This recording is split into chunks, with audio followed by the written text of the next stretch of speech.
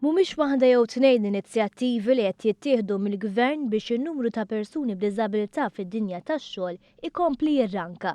Fil-fatt, il-baġit għal din is-sena ġeddet inċentivi li marru tajjeb is-sena li għaddiet fosthom dik li l-Gvern iħallas il-bolla l-impjegati b'diżabilità filwaqt li min iħaddem jingħata 25% tal-paga lura flimkien ma' sussidju ta' €125 fil-ġimgħa għal 3 snin.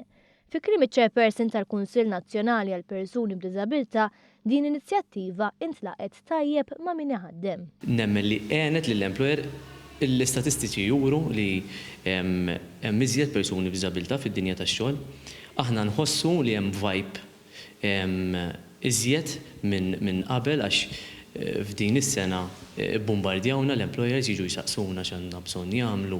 Ġifieri mhux biex iħaddmu l-persuna, ma anke kif se jgħinu lill-persuna fuq il-post tax-xogħol. Xikluna stqarma ma' News li l-fatt li l-impjieg ta' persuni b'diżabilità tpoġġa fuq l-aġenda nazzjonali qed iħalli impatt tanġibbli. Filli kienet ikollna 25 persuna impjegata fis-sena b'diżabilità, filli qed naraw figuri ferm akbar, jiġifieri għandna figuri ta' anki 24 fix-xahar. Miżura oħra li fi kliem Oliver Xikluna ftit kumpaniji jafu biha huwa ta' tnaqqis fit-taxxa għal kumpaniji li jemendaw l-infrastruttura sabiex jgħinu l-persuni b'diżabilità ikunu iktar indipendenti fuq il-post tax-xogħol. Din hija tagħti l-opportunità lill-employer li meta jħaddem persuna b'diżabilità jista' jibbenefika minn reduzzjoni fuq it-taxxa sa 20,000 euro. Ġifieri f'kemm fit-training li jingħata lill-persuna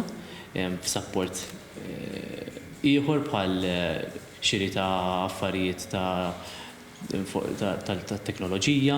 Minkejja li din il-liġi la 5 snin fis-seħħ qatt m'intużat s'issa. Din xi ħaġa li qatt ma ntużat fis-sena li għaddiet użawha l-ewwel żewġ kumpaniji u nemmen li jużawha minħabba l-fatt li kif qed qabel id-dinja tax-xogħol għall persuni b'diżabilità qed nerġgħu nitkellmu fuqha.